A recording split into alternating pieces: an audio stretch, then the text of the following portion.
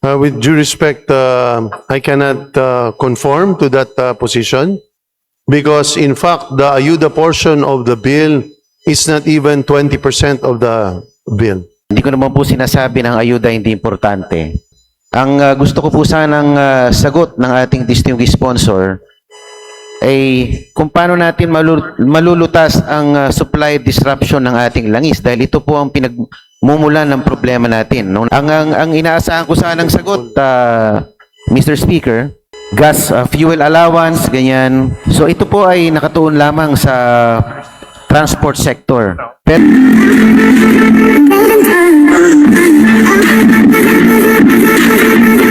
Mr. Speaker, I move to recognize the Honorable Paolo Marcoleta of the Sagip Party List for his interpellation. There is an objection. Chair is none. The gentleman from Sagip Party List is recognized. Please proceed, sir. thank you very much, Mr. Speaker, distinguished sponsor.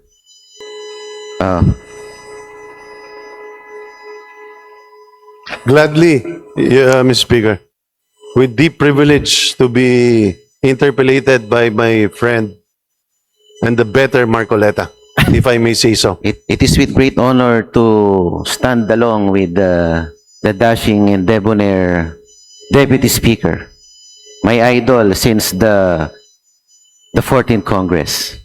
Does that mean you're terminating your interpellation? No, although most of my questions were already asked by the Honorable Nasal. So I have a reduced set of questions, distinguished sponsor, Mr. Chair. Mr. Speaker, distinguished sponsor, while going over the draft bill, I would say that the bill is essentially an ayuda bill to address or to mitigate the impact of the existing fuel crisis. So it's primarily an ayuda-based legislation. Mr. Sponsor, Mr. Speaker. With due respect, I cannot conform to that position because, in fact, the ayuda portion of the bill is not even 20% of the bill. But if I may just explain, with the indulgence of my colleague, is that what we're really trying to establish here is a framework to be provided to the executive in times of energy emergencies in the future. So hindi lang po para sa taon na ito, kundi sa mga hinaharap pa. That's why nilalagay po natin, hindi nga tayo naglagay po, existing frameworks lang tayo ng assistance. Yun ang una. Kasi ang the first thing that needs to be done is obviously to stop the bleeding. What we want to do is in any crisis, particularly oil, we know for a fact that the oil crisis, there is only one basic sector that is really hit, and that is transportation. So, but if we are unable to address transportation immediately, that disease spreads to other parts of the economy, going to food because of logistics, and when food inflation increases, or that is the biggest component of economic inflation. So, what this does is actually not set aside funds. What it does is actually make the first aid or the emergency room activity more structured, less politicized, because we are requiring them to come up with a interoperable database on different sectors: fisherfolk, farmers, jeepney, TODA, TNVS, that are reliable and that are accurate and truthful, which will also show the economic status of each one. So each time there is an energy crisis that takes place again, government's reaction is very automatic. But the other aspects, Mr. Chair, I'd like to point out, really refers to granting the administrator or the executive the power to use its savings to be able to address emergency measures, but at the same time to give them also power to suspend taxes. we placed here the power to suspend taxes not only on excise, but also on value-added tax, so that the executive will have more leeway to see how to dampen the effect on our ordinary individuals or ordinary folks. So yun po, hindi lang po siya ayuda. Thank you very much for that reply, distinguished sponsor. What I mean by raising that question is that by giving ayuda, hindi ko naman po sinasabi ng ayuda hindi importante. Ngunit ito po ay temporary relief lang para sa ating mga nasasakupan. Ang gusto ko po sanang sagot ng ating distinguished sponsor ay kung paano natin malulutas ang supply disruption ng ating langis, dahil ito po ang pinagmumulan ng problema natin. Nung nagkaroon po ng digmaan sa gitnang silangan, essentially yung supply natin, yung supply chain ng langis ay nagkaroon ng problema. So, tinitignan ko po yung bill. Medyo ako po yung nakukulangan sa provision, sa paghahanap ng solusyon para matugunan yung problema ng paghahanap ng supply ng langis. Ang inaasahan ko sanang sagot, Mr. Speaker, sana nakapaloob din sa bill yung paghahanap ng mga alternative new sources of supply. Halimbawa, dito sa Southeast Asia, exporter naman ng Malaysia, ang Brunei.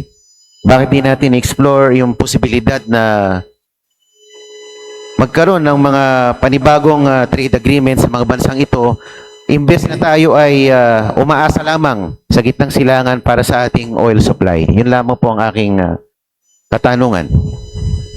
Tama po kayo. Very valid po ang point ni Mr. Speaker, ni Congressman Marcoleta. Kung titingnan po ninyo sa buong provisions po natin, paulit-ulit po tayo doon na tinutulak o minamandato ang gobyerno na mag-develop ng indigenous. Malinaw po sa Section 20, nakalagay talaga. Indigenous energy, renewable energy, and electric mobility support. Itong provision po na section po na ito ay ang patungkol talaga ay kung paano ang ating bansa inuutos ng Kongreso sa executive na lumayo at maging less dependent po sa langis.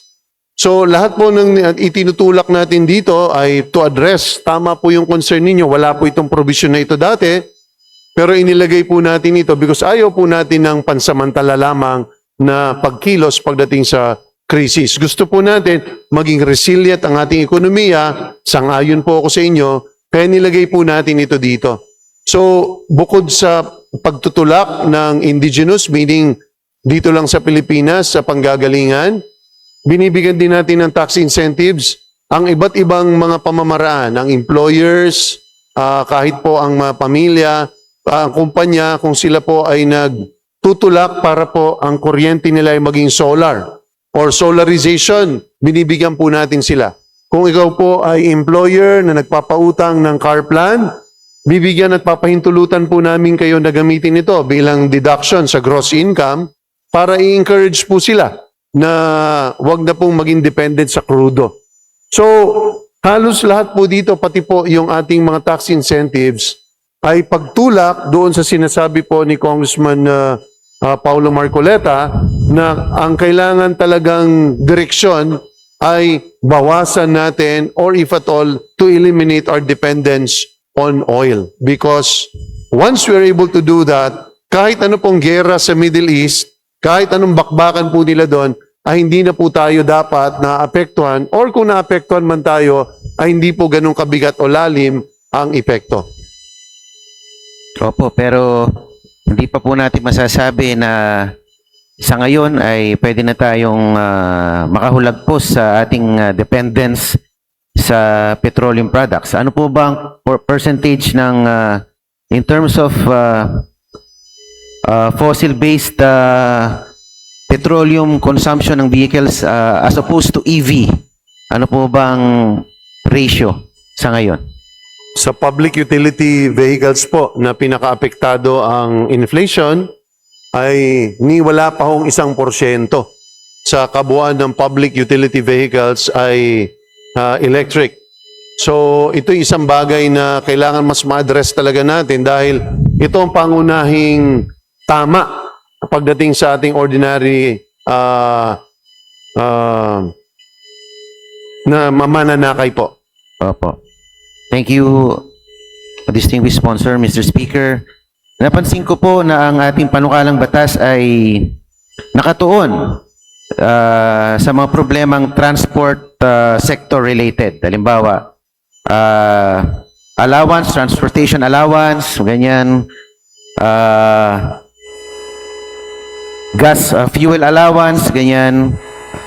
So ito po ay nakatuon lamang sa transport sector. Pero kung tutusin natin, itong krisis na ito is all-encompassing.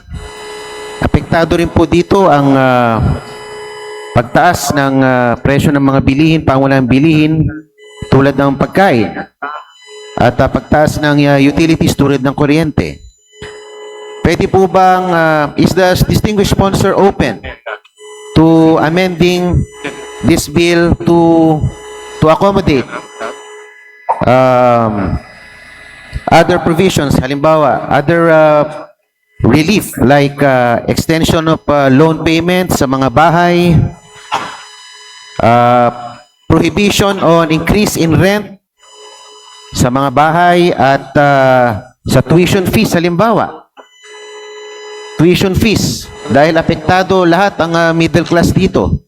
Hindi lang, I would like to believe na hindi lang ito transport related crisis, kundi it's an all-encompassing crisis that we need to address. Na apektado lahat. Hindi lang po ang ating modality sa pagtransport, kundi yung pagkain natin, utilities natin, yung rent na binabayaran ng karaniwang manggagawa, yung tuition na ibinabayad pang matrikula ng mga magulang. Wala po ba tayong provision para sa mga yon at open po ba kayo na magkaroon ng provision para sa iyon?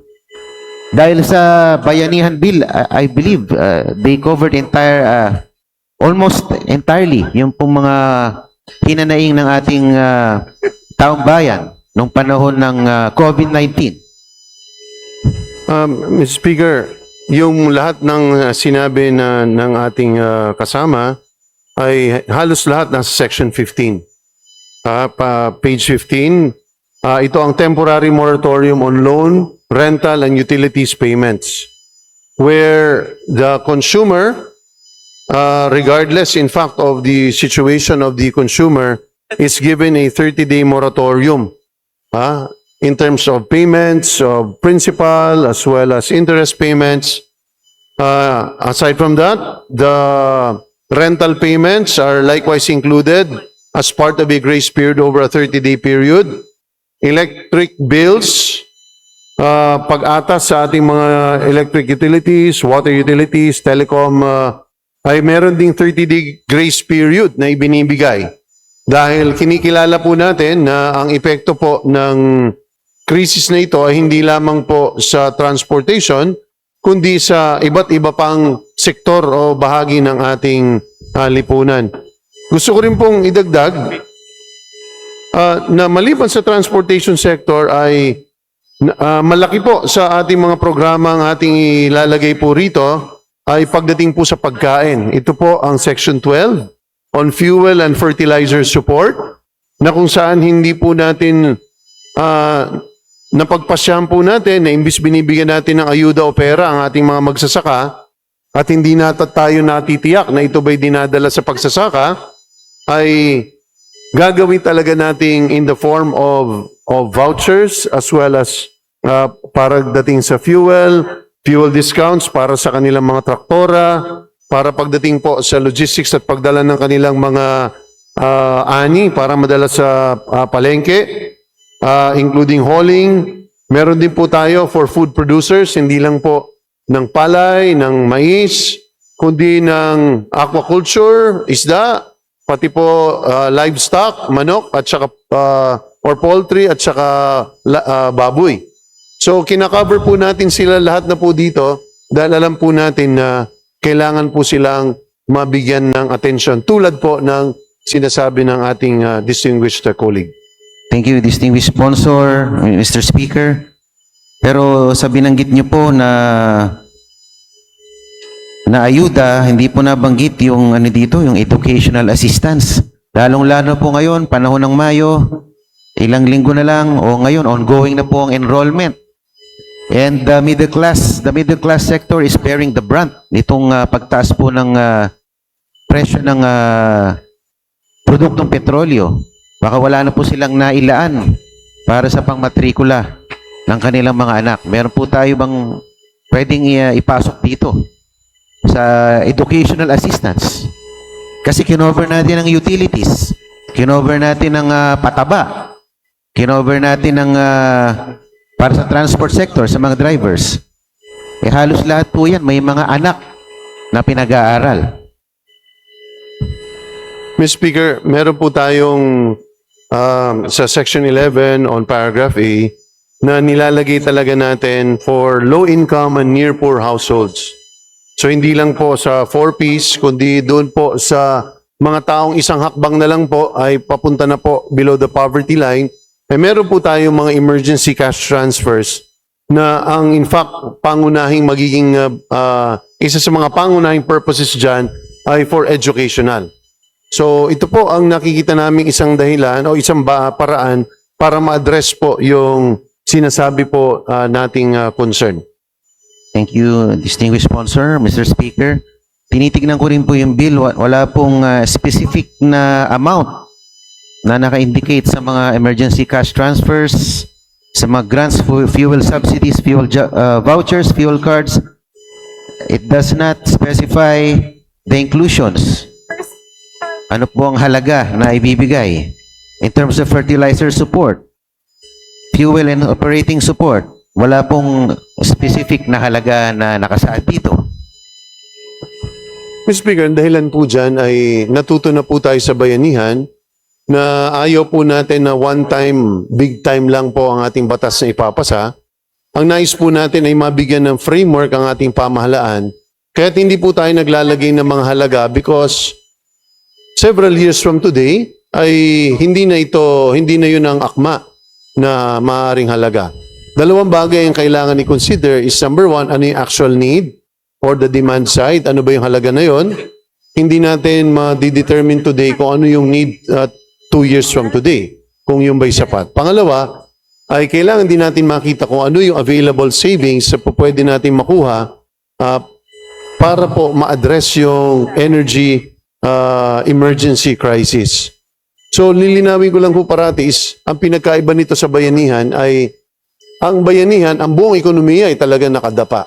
Walang makalabas ng sariling mga tahanan, kaya't kinailangan po natin ma-address ito. Ang thrust po ng Kalinga Bill is to address a temporary, short-term crisis, which is energy crisis. So ang ginagawa po natin is binibigyan natin ng framework para mas nakaka-react po ang ating gobyerno ng mabilisan, pero at the same time naglalagay po tayo ng limits.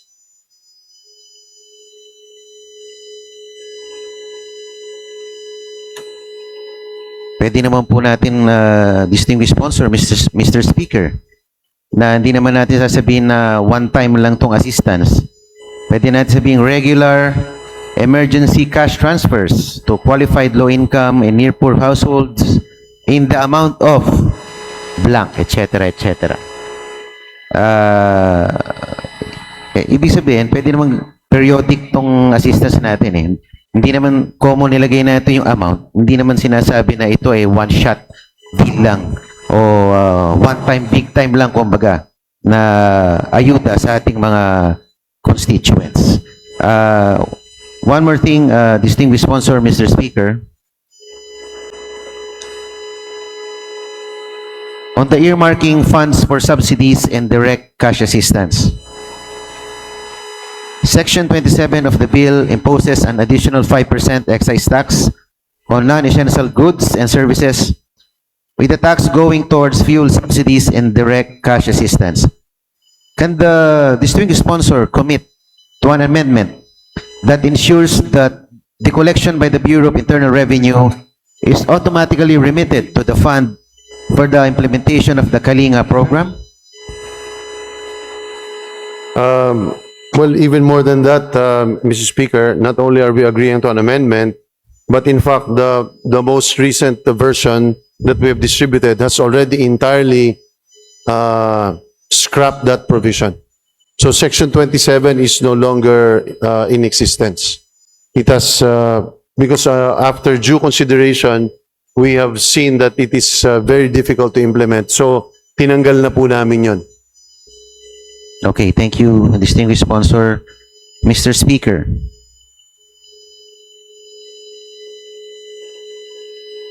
Since the bill is almost entirely about distribution of assistance, can the distinguished sponsor assure na ito pong implementation o yung pamamahagi po ng ayuda will not be politicized or weaponized to favor political allies? Kasi nakalagay po sa ating provision, the LGUs can be tapped to implement the distribution of the incentives or itong mga stipends. What safeguards are in place that will make sure that the Kalinga program will not be politicized or weaponized to favor only political allies and to marginalize perceived political adversaries? That's a very valid point, Mr. Speaker. In fact, we have placed in Section 8 as a mandate to the executive that it comes up with finally a verified database system that is interoperable, that has common beneficiary registries, and at the same time instructing the executive to develop a system of distribution that will not entail beneficiaries having to be gathered where they have to listen to politicians, so that the executive will now use the existing flow or existing electronic transfer systems. So I agree with you, Mr. Speaker, that we need to ensure that this will not be politicized, and these are the basic items that we have placed, if only to avoid it from being politicized. Thank you, distinguished sponsor. Dahil gusto ko rin kasing sabihin na kami, ang aking constituents ay umiinda pagka iniipit ang release ng mga pondo. Katulad po ngayon, yung AIX ko, pati yung tupad ay were put on hold. At pagka ginagawa po kasi yun, yung pag-ipit o pag-hold ng pondo, hindi po yung representante o yung partido ang nasasaktan, yung pong mga constituents. Kaya sana po hindi po maulit ito.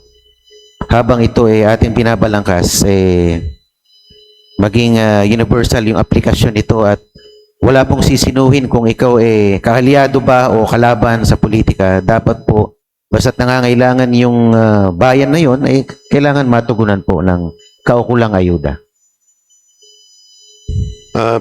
Sang-ayon po ako dyan. In fact, na-raise na po yan ng Mr. Speaker ni Congressman Marcoleta noong nakaraan. Sabi nga po natin is part and parcel of this very specific section is really mandating the executive to come up with a database system that is not subject to political intervention. At kung ano man ang distribution system na gagawin, ay dapat electronic para automatic kapag nagko-qualify ka dyan sa interoperable, verified database system, wala na pong nakikialam. Diretso na po yan. Kung yan man po ay galing sa DA, yan man po ay galing sa Bureau of Fisheries, galing sa DSWD, diretso na po ito sa beneficiaries, hindi na po dumadaan sa politiko. Opo, hindi na po kailangan tawagan si Secretary Rex Opo. or si Speaker Opo. para i-release ang mga pondo. Opo, dahil hindi rin po siya magiging epektibo sa totoo lang po kung mamimili tayo. Dahil ang gusto natin pigilan dito is inflation. Ayaw natin tumaas ang presyo ng bilihin. Kapag mamimili ka at merong maghihirap na tao, lalo kung nasa transportation sector yan, maapektuhan din tayong lahat. So that's why we really have to make the response non-political as much as we can. Thank you for that reply, Mr. Speaker, distinguished sponsor. On preventing the pass-through nature of the windfall profit tax, Section 26 of the bill introduces a 15% windfall profit tax on covered petroleum products based on net profits.